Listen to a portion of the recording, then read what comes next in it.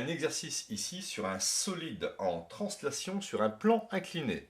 Alors dans un jeu de foire, un homme va lancer le long d'un rail rectiligne un chariot de masse m égale 4 kg, avec une vitesse v0 5 mètres par seconde. Ce rail va être incliné d'un angle alpha égale 25 degrés avec l'horizontale. Alors on suppose ici l'ensemble des forces de frottement constantes, avec la valeur du frottement 5 newtons. On prendra dans cet exercice l'accélération de la pesanteur g, à peu près égale à 10 mètres par seconde. Et il faut trouver ici dans cet exercice la distance parcourue par le chariot jusqu'à son point d'altitude maximale. Alors correction de cet exercice, on a lancé ici le chariot avec une vitesse v0, le chariot monte et bientôt s'arrête. On va écrire ici que le point S, c'est le point d'arrêt. Au cours de son mouvement, j'ai représenté le chariot ici comme un point, donc s'exerce sur ce point, ici l'attraction terrestre, le poids, vecteur poids, la réaction du support, donc ici qui est perpendiculaire ici au rail, et la force de frottement qui est opposée au mouvement. Le mouvement se fait de O vers S, la force de frottement qui tente à ralentir le chariot elle sera dirigée de S vers O. Et je vais travailler ici avec la variation de l'énergie cinétique pour trouver finalement la distance OS. Ce théorème de la variation d'énergie cinétique dit que énergie cinétique finale, donc en S, moins énergie cinétique initiale en O, est égale à la somme des travaux des forces extérieures qui s'appliquent sur mon point entre O et S. J'ai donc le travail de la réaction, le travail de la force de frottement et le travail du poids. Alors il faut dans cet exercice repérer les valeurs nulles. Il faut savoir que le travail de la réaction, ici lors du déplacement de O vers S, vaudra 0 joule. Pourquoi? Car le vecteur réaction reste toujours perpendiculaire au vecteur OS.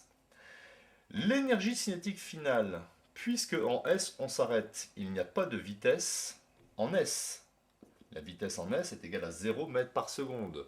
Donc, il n'y a pas d'énergie cinétique en S, puisque l'énergie cinétique, c'est 1 demi de mvs. Pas de Vs, pas d'énergie cinétique finale. On continue. Moins l'énergie cinétique initiale, ça me donne moins 1 demi de mv0 carré, avec v0 la vitesse d'éjection. Le travail de la force de frottement, c'est un travail résistant. Je mets un moins, et c'est la valeur de la force de frottement multipliée par la distance OS. Le travail du poids, ici nous sommes dans un système où le chariot monte, donc c'est un travail résistant. Et le travail du poids, c'est ici, plus ou moins, ici c'est moins, mgh. H, c'est la hauteur entre O et S que j'ai ici représentée. Alors je vais essayer d'exprimer la hauteur entre O et S en fonction de la distance parcourue et de l'angle alpha, grâce ici à un sinus alpha. Alors ce n'est pas très compliqué, sinus alpha côté opposé, c'est-à-dire HOS, divisé par hypoténuse, qui est la distance parcourue OS. Si je fais un produit en croix, j'aurai donc HOS qui sera égal à OS multiplié par sinus alpha. Je vais remplacer dans cette expression. Voilà la nouvelle équation où OS apparaît deux fois. Je vois qu'ici il y a des moins partout. Je peux réécrire l'équation en supprimant les moins ou en multipliant par moins 1 toute l'équation. Donc les moins disparaissent. Ici je vais factoriser par OS.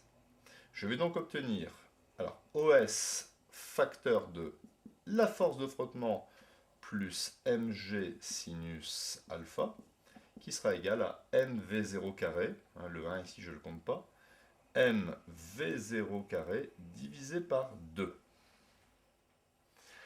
Et moi ce qui m'intéresse c'est la distance totale parcourue, donc j'ai ce facteur ici que je vais multiplier à 2. De sorte que OS soit égal à mv0 carré sur 2 fois cette quantité. 2 fois f plus mg sinus alpha.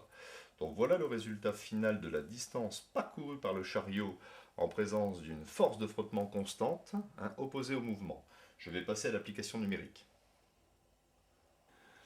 j'obtiens OS est égal à 4 fois 5 au carré, divisé par 2 fois 5 plus 4 fois 10 fois sinus 25. Je fais le calcul et j'obtiens une distance parcourue, arrondie à 10 moins 2 près, de 2,28 mètres.